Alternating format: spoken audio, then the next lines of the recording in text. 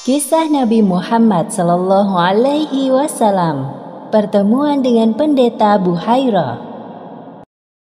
Seiring bertambahnya usia Muhammad, sifat-sifat kenabiannya mulai tampak. Oleh karena itu, masyarakat Mekah memberikannya gelar Al-Amin, yang berarti amanah, jujur, dan dapat dipercaya. Kehadirannya sebagai penerus dari Nabi Isa alaihi salam telah terdengar di kalangan para ahli kitab dan orang-orang Yahudi, bahkan sampai ada yang berniat untuk menghabisi nyawa Muhammad. Akhirnya dengan izin Allah Subhanahu wa Ta'ala, Muhammad berhasil lolos dari incaran orang-orang Yahudi melalui perantara pendeta Buhairah. Abu Thalib merasa bersyukur diberikan amanah merawat Muhammad. Beliau sangat menyayangi Muhammad melebihi anaknya sendiri. Begitu juga dengan Muhammad yang merasa dirinya aman dalam penjagaan Abu Thalib. Wahai Muhammad, engkau benar-benar anak muda yang sempurna. Hatimu bersih karena tidak suka bermaksiat seperti teman-teman seumuranmu. Semoga firasatku ini benar, kelak engkau akan menjadi orang besar. Mekah sedang dilanda paceklik panjang. Kehidupan terasa semakin sulit. Orang-orang mulai mengeluh karena keterbatasan air dan bahan makanan. Mereka pun mengadu kepada Abu Thalib selaku pemimpin kaum Quraisy setelah meninggalnya Abdul Muthalib. Wahai Abu Thalib, lihatlah daerah sekitar kita ini. Tanahnya kering dan tandus. Panen diramalkan akan gagal jikalau hujan tak kunjung turun. Padahal hanya ini yang kami andalkan untuk hidup sehari-hari. Kami mohon engkau berdoa kepada Tuhan agar menurunkan hujan. Aku dapat merasakan kesedihanmu, wahai saudaraku. Sekarang marilah kita terus berdoa tanpa henti kepada Tuhan pemilik alam semesta. Tiba-tiba Abu Thalib teringat kepada keponakan kesayangannya. Beliau berpikir jika mengajak Muhammad, maka doa penduduk Mekah akan dikabulkan. Karena Muhammad adalah orang yang paling bersih hatinya dan jauh dari dosa. Wahai Muhammad, ikutlah dengan paman. Kita akan meminta kepada Tuhan untuk menurunkan hujan agar tanah-tanah kembali subur. Baik, Paman. Abu Thalib menempelkan punggung tangan Muhammad ke dinding Ka'bah seraya berdoa. Tak berselang lama, tiba-tiba mendung datang dari berbagai penjuru langit dan hujan turun dengan derasnya. Hujan! Hujan! Hujan! Hore! Terima kasih ya Allah, Engkau telah menurunkan hujan yang penuh berkah kepada kami. Ketika musim panas datang di tahun 582 Masehi, Abu Thalib berencana untuk melakukan perjalanan dagang ke Syam. Muhammad yang mengetahui rencana pamannya itu memaksa untuk turut serta, padahal usianya masih 12 tahun. Wahai Paman, bolehkah aku ikut berdagang denganmu? Tidak untuk saat ini ya nak. Perjalanan ke Syam sangat jauh dan melelahkan untuk anak seusiamu. Jika Paman pergi, aku akan sendirian di sini. Lalu kepada siapa aku berlindung jika sesuatu terjadi kepadaku? Insya Allah, aku mampu melewati perjalanan yang panjang. Aku boleh ikut ya, Paman? Mendengar alasan Muhammad membuat Abu Thalib berpikir. Beliau kemudian berbalik badan dan mengiyakan permintaannya. Baiklah, engkau boleh ikut bersama kami. Senang kan? Hehehe, terima kasih Paman. Tibalah saat yang dinantikan Muhammad, yaitu perjalanan dagang pertamanya menuju Syam bersama kafilah Abu Thalib. Jalur yang mereka lewati adalah jalan kafilah barat, yaitu menyusuri Laut Merah, Madian, Wadi Al-Qura, Hijr, dan kota Busra. Bagi para kafilah dagang, Busra merupakan pusat perdagangan yang ramai sebelum tiba di Syam. Di daerah ini pula, ada seorang pendeta yang terkenal bernama Buhairah. Kafilah Abu Thalib memutuskan untuk beristirahat sejenak tak jauh dari rumah ibadah milik Buhairah. Sementara itu di kediaman Buhairah. Aneh sekali, awan itu terus mengikuti kafilah dagang itu. Seakan-akan menjaga mereka agar tidak kepanasan. Tapi siapa yang harus dijaga? Aku harus mengundang mereka untuk memenuhi rasa penasaranku. Wahai pelayan, aku perintahkan kalian untuk membuat makanan yang lezat dalam porsi besar. Kita akan kedatangan tamu-tamu istimewa. Baik, Tuan.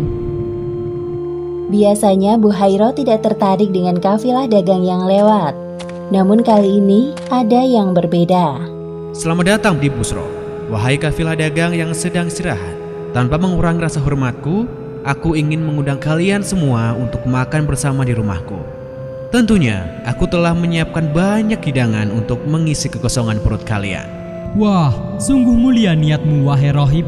Padahal sebelum ini kami sering lewat rumah ibadahmu. Namun perlakuanmu kali ini sungguh ramah. Apa hari ini istimewa bagimu? Ya, dan kalian semua adalah tamu istimewaku. Ayo, mari masuk ke dalam. Semua orang kecuali Muhammad masuk ke dalam rumah Buhairo. Hal itu dikarenakan tugasnya menjaga perbekalan kafilah. Setelah mengamati para tamunya, Buhairo merasakan ada kejanggalan. Wahai saudaraku, semua makanan ini sungguh lezat. Semoga kalian menyukainya. Namun, apakah semuanya telah hadir di sini? Engkau tenang saja, Buhaira. Perut kami cocok dengan jenis makanan apapun, asalkan halal. Untuk keamanan perbekalan, kami ada satu anak laki-laki menjaga di luar. Para kafilah itu saling berbisik-bisik. Mereka mulai membicarakan Muhammad. Kasihan sekali anak muda itu. Ajaklah kemari menikmati hidangan istimewaku. Tenang saja, aku akan perintahkan pelayanku untuk menjaga perbekalan kalian. Baiklah, aku akan memanggilnya. Buhairo memperhatikan Muhammad dengan seksama dari ujung kaki hingga kepala. Setelah selesai makan, barulah kemudian Buhairo mengajak Muhammad berbincang. Wahai anak muda, kemarilah, aku ingin berbincang denganmu. Apa yang hendak Tuan tanyakan kepadaku? Insya Allah, aku akan menjawabnya. Tanpa sedikit pun menyia-nyiakan kesempatan, Buhairo menanyakan banyak hal kepada Muhammad, seperti postur tubuh sampai posisi tidurnya. Setelah melihat tanda kenabian di punggung Muhammad, Buhairo menghampiri Abu Thalib. Apakah Muhammad itu anakmu? Iya, dia anakku. Engkau berbohong. Dia tidak pantas memiliki ayah yang masih hidup. Iya, kau benar. Maksudku, dia anak saudaraku yang aku rawat seperti anakku sendiri. Adikku dan istrinya telah meninggal dunia beberapa tahun lalu. Ketahuilah, keponakanmu itu adalah nabi terakhir penerus Isa alaihissalam. Ialah utusan Allah bagi penduduk bumi. Hah? Dari mana engkau mengetahui hal itu? Wahai Buhairo, tunjukkan padaku buktinya. Kemudian Buhairo menjelaskan tentang pengetahuan yang dimilikinya. Sebenarnya, sejak kalian tiba di Aqabah, tidak ada bebatuan dan pepohonan pun, melainkan mereka tunduk bersujud. Mereka tidak akan sujud, melainkan kepada seorang nabi. Aku bisa mengetahuinya dari tanda nubuah yang berada di bagian bawah tulang rawan bahunya yang menyerupai buah apel. Kami juga mendapatinya di dalam kitab kami. Mendengar apa yang disampaikan oleh Buhairo, raut wajah Abu Thalib mendadak berubah dari bahagia menjadi cemas. Lalu apa yang harus aku lakukan sekarang? Saran dariku, kembalilah ke negeri asalmu. Di sini tidak aman, terlebih lagi Syam. Aku khawatir orang-orang Yahudi yang telah mendengar berita ini sedang mengincar keponakanmu itu. Segera saja Abu Thalib menyuruh beberapa pemuda yang ikut bersama rombongannya untuk menemani Muhammad kembali ke Mekah. Benar saja, selang beberapa waktu setelah Muhammad pulang, datanglah 3 orang Yahudi bernama Zurair, Daris, dan Tamam. Mereka menanyakan tentang anak muda dengan menyebutkan ciri-ciri seperti Muhammad. Aku tidak mengerti apa maksud pembicaraan kalian. Tidak ada anak muda yang singgah kemari. Hanya sekelompok kafilah dagang yang terdiri dari para laki-laki dewasa. Sudahlah Buhaira, jujur saja kepada kami. Engkau pasti juga telah mengetahui tentang kedatangan anak muda utusan Tuhan itu, bukan? Wahai saudaraku, anak muda itu bukan orang sembarangan. Ada Tuhan Allah yang menjaganya. Dengarkan aku baik-baik. Kalian tidak akan menang melawannya jika memang tujuan kalian untuk menghabisinya. Sudahlah, pendam niat buruk itu dalam-dalam. Untuk apa kita melukai tangan kita yang suci ini demi sesuatu yang buruk, saudaraku?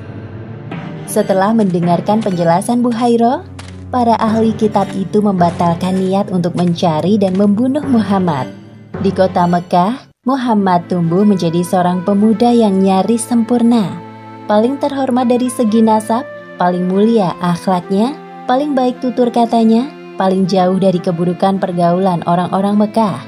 Sehingga semua orang menjulukinya Al-Amin, karena Allah Subhanahu wa Ta'ala mengumpulkan padanya segala hal-hal baik. Demikianlah akhir kisah pertemuan Muhammad dengan pendeta Buhairah. Hikmah yang dapat kita ambil dari kisah ini adalah Allah Subhanahu wa Ta'ala memberikan perlindungan kepada Muhammad dari kejahiliahan penduduk Mekah dan orang-orang Yahudi, bahkan sebelum beliau diangkat menjadi nabi. Hal ini sesuai dengan janjinya sebagai Tuhan Maha melindungi orang-orang yang beriman. Wallahu a'lam bishawab.